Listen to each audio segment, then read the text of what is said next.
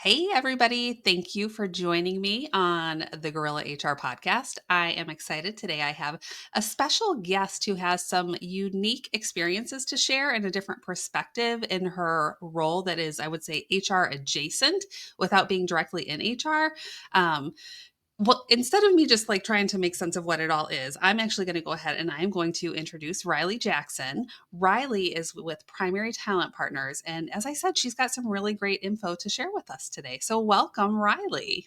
Hi, Becky. Thank you so much for having me on the podcast. Yes, yes, yes. I'm super excited because I think that you bring some different experiences and different ways to look at some things that are related to HR and, to a lot of the folks that I talk to and a lot of the things that I want to talk about. I know just in my one-on-one conversations with you, I think that you have a lot that you could really share. So, let me just ask, tell us a little bit about what are you doing and how did you get there?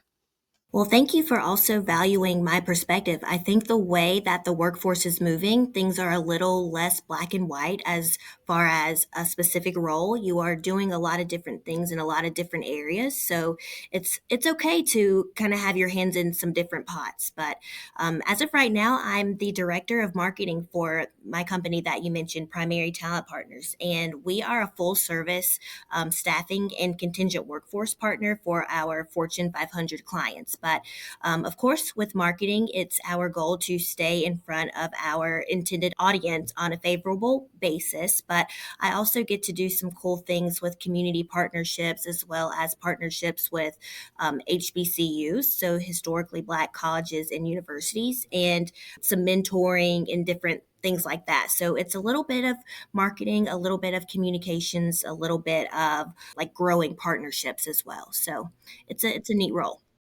One of the things I really want to focus on is some of those partnerships and relationships, and particularly around diversity, equity, and inclusion. So, we are in a time where diversity, equity, and inclusion are, quite frankly, under attack, and I have some very strong feelings about it.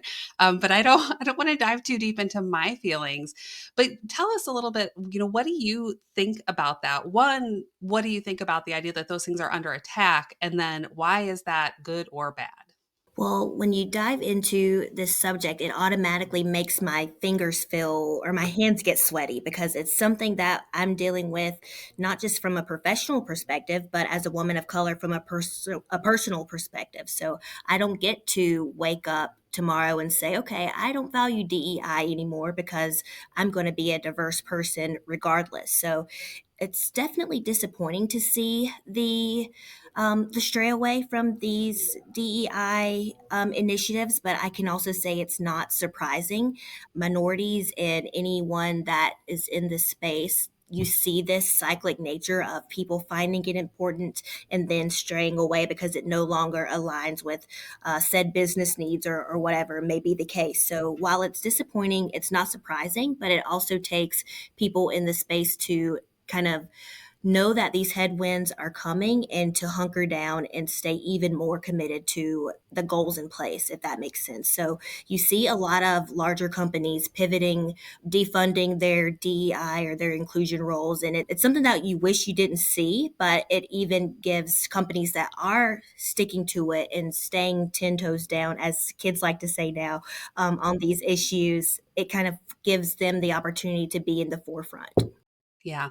I think it's interesting that you said that it's not that surprising that you see it as a cycle because I feel like I am a little bit surprised. So, in my career, I've been in HR for more than 20 years. And I feel like when I first started, I had this, really protected. Everything is great and everybody's trying to do the right thing. And why do we have these laws and why do we have these regulations that are really promoting things like diversity? And I don't understand why we need that. And then as I got into the real world, I was like, oh my God, I can totally see why we need these things because people aren't hiring the most qualified person. They're going out and they're, bringing in their little buddy, and that may not be the right person. So, I had a shift over time in my career as to why some of these different programs are so critical. And I recently had another guest on, and we spent some time talking about affirmative action and really clearing up the misconception that that's about quotas and things like that, which that is simply not the case at all. And we don't have to go down that path. But what I like that you said is that this is a time where now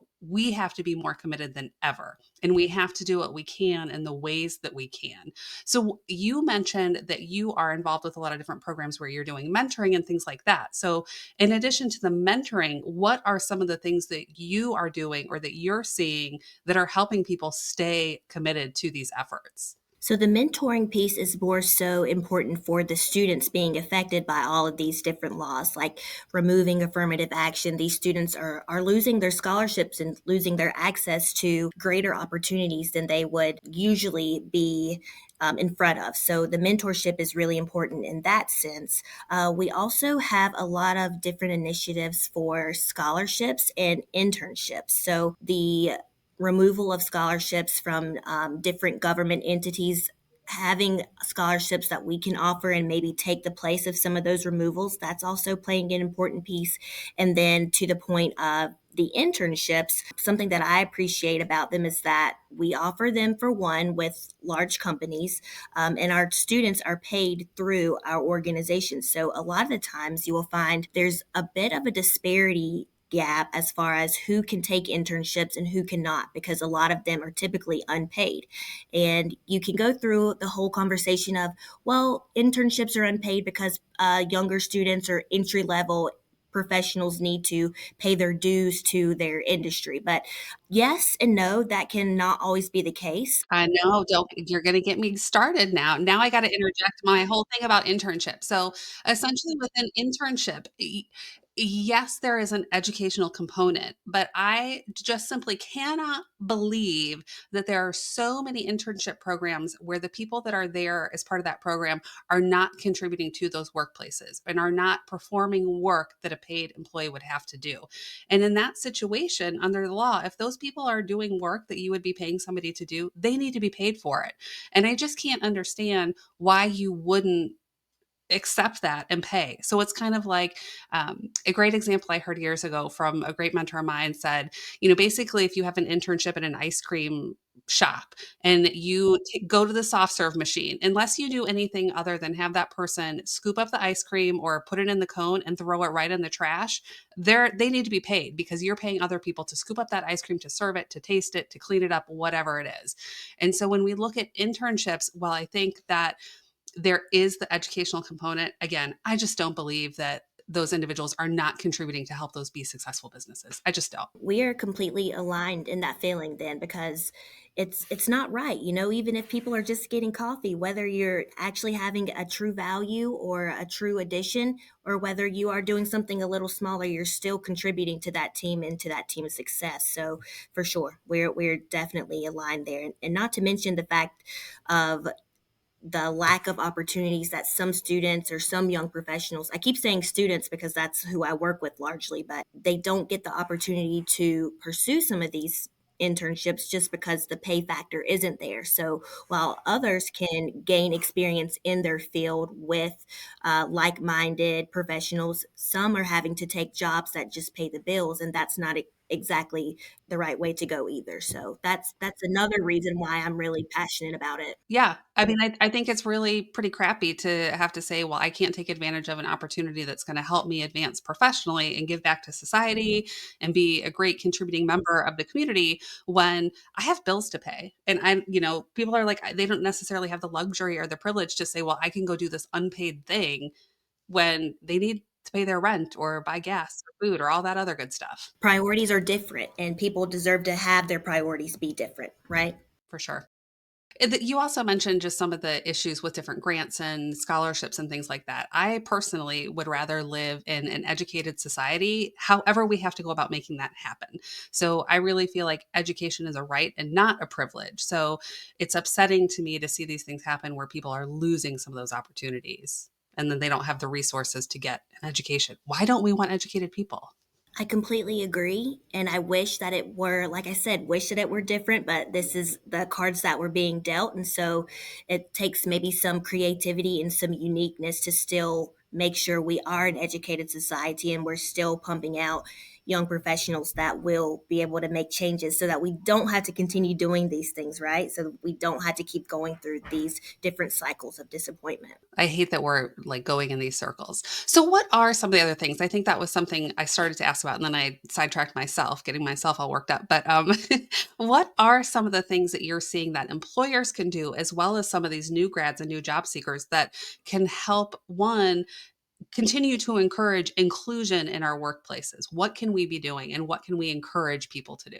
Well, Becky, this one idea that I have, I think sometimes gets overlooked, but I think it sometimes can be the way in which it's incorporated into environments, and that's straight up cultural competency training. I think the thing with that is that a lot of organizations feel this is something we can offer once a year or bi-yearly, something where it's not as constant, but it's really something that is always changing and always nuanced. So if there's changes in the cultural space, then why don't we need constant trainings on this? So, you know, it's one thing to take the first step and offer a training, but then maybe your HR team or your leadership team becomes busy and kind of takes their attention away from these. But to continue forth with those and make sure it's something that is at the top of mind of their team to make sure that training is continuing. Yeah, I love the idea of continued training, and then also the assessment afterwards and checking in to make sure, are the things that you've talked about and that you've discussed and learned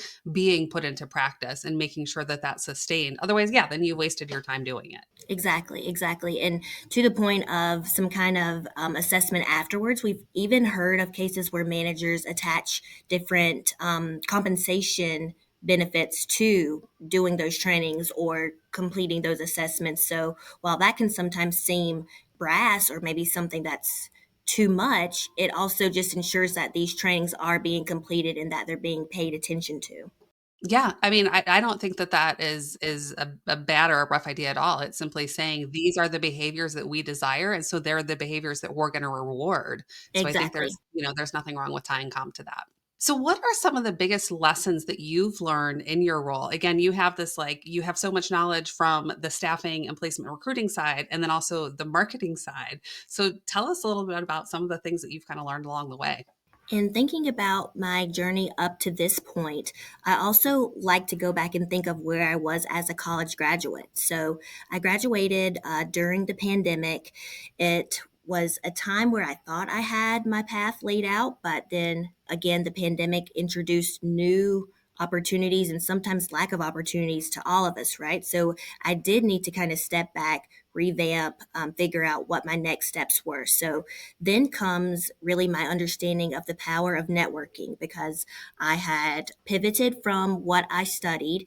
I was able to take a role in higher education here locally, and I was matched with that opportunity just based off of a connection that I had with someone in the higher ed space. So if I hadn't had that connection and had previous knowledge of this person that I'm referring to, that opportunity would not have maybe fallen in my lap. So, definitely the power of networking is something that I don't take for granted and that I try to share with other people similar to me or in those mentorship sessions that we have referred to throughout our conversation. While I was in higher ed, from there, kind of wanted more for myself. Higher ed is a really important space to work within, but I knew that it wasn't quite where I wanted to be. Transitioning more into the corporate side of things and getting into the staffing and recruiting space, I started as a tech recruiter with my current organization. I think that this start was important because I got to learn that side of the business, though I'm no longer recruiting and a part of the staffing sector daily from that lens. I think it lends a bigger importance of seeing that people in leadership should be able to understand each aspect and know how each aspect works. So I'm thankful for the time tech recruiting, even though it wasn't exactly my best fit. Since I've transferred into the marketing sector, I think it's been more so just on the power of networking, more so on the importance of communication, and more so just seeing where I can use my creativity to not only make us grow and expand in the staffing and recruiting space, but also from a larger perspective of stakeholdership in inclusion spaces or diversity spaces and things of that nature. So I want to unpack some of these things because I think you just shared a lot of really great messages. So the first one I want to share is that you mentioned that you had this idea of what you were going to do and what you were going to study and be, and then your path changed, and you did it during COVID. So I will say that I didn't graduate during COVID. I graduated way before that, but my path has changed so many times. And I think that it's important to say, hey, totally okay for that to happen. Your path doesn't have to be a ladder or a straight line. I think your path is you're taking all of the experiences that you have and building on it. And so if it's a rock wall, if you make a U-turn, whatever it is, as long as you're learning and growing, you're good. So for yes, I sure. think that is going to be for everybody. But I want to focus a little bit more on networking. So I will say that when I hear the word networking, it's like totally cringe for me. I always have this like horrible idea of like, oh, I don't want to talk to these strangers. And I'm on this weird line of introvert extrovert. A lot of people think that I am very much an extrovert, and I would say I'm not really. I definitely need my alone time, and that's how I recharge. But I've definitely learned because of the work that I want to do and my goals in my professional career that I have to do some of that horrible cringe networking. So I have also learned that it is not just horrible show up and like, your business casual or somewhat professional dress and like shake hands and exchange cards. And so it really is a lot of other things, and it can be more casual and it can happen in a much more natural, comfortable way. So, what are your tips for people around networking? How can we make networking feel better? Well, to your point of being an introverted extrovert or an extroverted introvert, I think that there are a lot of us that kind of toe the line in those spaces and are not just one of those, because I feel the same way. I really love my alone time too, but I also know when it's time to maybe get in a mode to be a little more outgoing, then I can, transition into that space. But networking can feel cringy. And I specifically remember my first experiences at industry conferences and feeling like, my knowledge level compared to a lot of these people who are 10 times more seasoned and have had 10 times more conferences under their belt. Why would they want to talk to me or even find value in listening to this kid talk, right? But you have to remember, for one, that everybody puts on their pants one foot or one leg before the other every day. So there should be no fear when it comes to talking to people who may have a greater leadership position than you are in, or anything of that matter. I think another thing with networking is just to remember to make it genuine. So it's not just about, if you're selling a product, hey, I want you to buy my product. Don't go about it that route. See how you can actually make connections with people that are meaningful. So say you and I, Becky, we're talking today about inclusion. So I see an article later on Instagram or LinkedIn, whatever social media platform I'm on. I think back to our conversation right now and I say, ooh, I think that Becky would also enjoy reading this. So I send you that article, and then we're able to keep our conversation going. Those things also count as networking. It doesn't have to be just so, hi, my name, what's your name, and what's your role, and how can we benefit each other. It can be this growing kind of blossoming relationship, and I think that's where it's more valuable. That's at least how I feel. Yeah, I love that perspective because I think that for me, where I have had successful networking that has led to, and I'll say, like a business opportunity, it definitely has come from a place of building a little bit of a relationship and then saying like, oh, I've got somebody for that. Or now I say, oh, I've got somebody that I would go to and ask for them to help me with this versus just that like that hard sell perspective of networking. Yes. And I think another point is that networking can happen when we least realize it. So even at a local meeting that you are in with your community, that can be an example of networking. It doesn't have to be at these specific events that have these overarching goals of being a networking opportunity. It can happen at the restaurant where you meet your waitress and you think that she would be a great recruiter. I mean, these are all things that are nuanced, but they all count. Agreed, agreed. I think that's great to call out. Okay, I want to touch on a third thing that you said that I thought was really valuable. And that was that through your experiences and having the opportunity to work on the technical, the operation side of the recruiting versus moving into a different role in marketing, you had some good understanding because you understood more about how the operation worked and all of these different facets which helps you be successful in your current role. I feel the same way. So even though I've worked in HR for more than 20 years, I have an MBA and I want to understand the business of how things are done. And I was always very interested in like, what are we producing? What are we doing? What is the service? Why do these things matter and how does it all come together? And I think that that made me a better HR person. So what are your tips or your advice for people who are maybe in their role, but what can they do to help expand their lens and get a little more exposure to some of these different areas, which will then in turn make them a better professional? I think the easiest thing and the simplest thing, because maybe it's not always easy, but just asking questions. So if there's someone in something that you are interested in, say on the tech recruiter side, I noticed that, hi, there's no one really running our LinkedIn profile, or there's no one fulfilling this sector. There's a gap, maybe saying, why is there this gap? Is there someone who might be interested in filling this? And if so, can I be that person? I think it just starts with being inquisitive about it. Yeah, I think the curiosity is really important. And I like that you said, especially, focus on something that you're interested in. If there's some element that you're like, oh, what's happening here? Let me ask about it and get more information.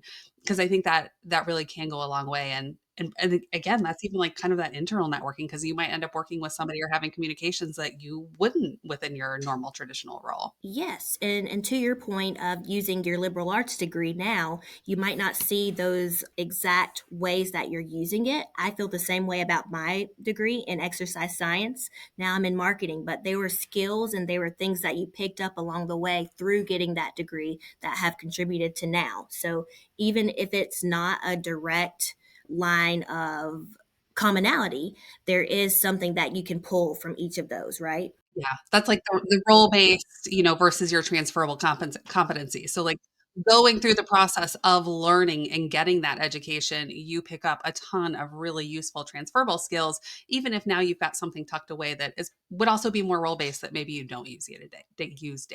And I can talk all about transferable skills just because a lot of people lack those nowadays. So the more you have those, the better. Definitely.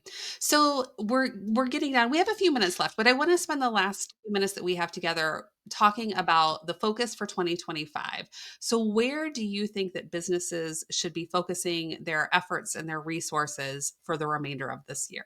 So, to give a little background, my father is an entrepreneur. He has an auto body car shop, and something that I've heard him say over the years, and I think is still relevant now, is to model the culture that you wish to build. So, whether it's showing positivity every day in the workforce, or if you don't want people to be misinformed, then doing your research, model that for the rest of your team so that they can see this is the blueprint. This is the example of what we're trying to build here. And then they will follow suit. I think it's hard for leaders, for business owners to expect their teams to follow something that is not modeled and not visible for them. You can see it maybe from other companies or from other teams, but if it's not in your day to day, because you're spending probably more time with your work team than you are with your personal family. And so you're going to pick up on some of those things that you're seeing. And if you're modeling the positive, then that will be what transpires. I think it's hard to say what we're going to see for 2025, but I feel like if that's more so something that we can continue no matter the year, no matter the time frame, then we can see more positivity and better businesses going forward. But that's just my opinion. Yeah, no, I think your opinion is amazing because I think it really does start at the top. So when you think about the behaviors that you want to see, whether that's in the way that we treat people, the way that we get the work done, that really is the culture, and that is being determined by the top. And I think you're exactly right that individuals in an organization they see what's happening, and that becomes their map of how they're going to do the same thing. For sure. Yeah, I've spent a lot of time in some of my other episodes really focused on culture, and culture being, your brand and kind of what are the norms and the expectations. And I think a lot of times we have this idea of what we want it to be, what we desire as a workplace culture, but then we don't put in the work to evaluate and say, well, are we putting our money where our mouth is? And are we stepping up and walking the talk? Because people say one thing, but then they don't back it up or they don't do it. And that is very confusing for people. So, love the idea that we definitely need to be looking to our leaders and seeing the examples from them, especially in this time where when we look at some of the leaders in our country, I don't want to act how they're acting. And it's very confusing to me. And I think it's very confusing to a lot of people. So, I love the idea of focusing on what do you want to be? Who do you want to be as an employer? And really setting that out for people and showing them exactly what that looks like. We're in strange times. I think that's a way to sum up everything that's been going on lately. We're in strange times, so the more constants you see, the better off we'll be. I think with so much changing, I think you're exactly right though, that we need to have some constants for things. What are the things that we expect and that I almost think of it as like my ethical or moral non-negotiables. What are the things when it comes to the treatment of people, whether that's in my personal life or in a professional setting, that these are the things that I'm going to hold to, and I'm going to be consistent in that for the people around me. I'm going to give them that clarity. Right. Which studies are showing that Gen Z specifically is really close to that, holding those morals close, value, perspective. So hopefully that will continue, not just for Gen Z, but Gen X, millennial, boomers, and everyone else too. I know I have said so many times over the past several months that like I'm going to be okay. Like I will be okay, but I worry about future generations, and I worry about a lot of the people around me, quite frankly, that are not in the same situation, that don't have the same privileges that I have. And so I think in this time, as I look around, it gives me hope. It gives me hope to talk to you and hear you say the same things, that people are looking for some change, and that we can continue to take actions in the way that we can and control what we can to continue to make hopefully a good world for all of us. And Yes. all of us meaning all of us. Meaning all. Yes. Yes, yes. I did some kind of march when I was in college, and I did a sign. It was a women's march. And on my sign, I'm pretty Southern, as you can probably tell from talking to me, but my sign said, y'all means all. And so that still holds true no matter what. Y'all means all. Love it. Y'all means all in our lives and in our workplaces. So let's honor that. Let's do what we can to make sure that we are creating successful places for everybody. So all y'all can be can I go there? All y'all can be successful. Ryleigh, thank you for coming on and chatting with me today. I appreciate your time and your insight. Thank you so much. Thank you. It was a pleasure. That's it for this episode of the Gorilla HR Podcast. We hope you found some unconventional wisdom and actionable advice to help you in your own HR journey. Remember, we're all working together to build better workplaces. Want to join in the conversation? Send us your questions, stories, and maybe even your own guerrilla tactics to podcast@gorilla-hr.com. And if you enjoyed the show, please like, subscribe, and share with your network. Until next time.